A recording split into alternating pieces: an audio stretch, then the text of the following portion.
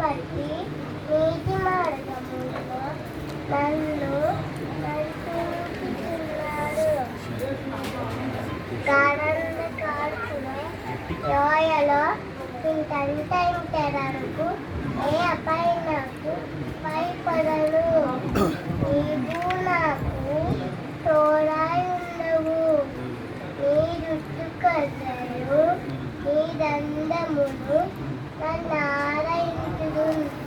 నా శత్రువుల ఎదుట నీవు నాకు బోధనలు సిద్ధపరచును. నూనెతో నా తల అంటి ఉన్నావు.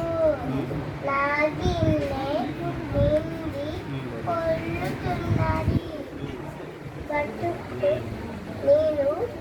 బతుకు నిలువైనందుకు ఉపాధేమల్లే సెవెంత్ వట్టును శిలకాలకు ఎక్కువ మధ్యములో నన్ను నేను నివాసం చేసేదను. కీర్తనలు 26 1 2 3 4 5 6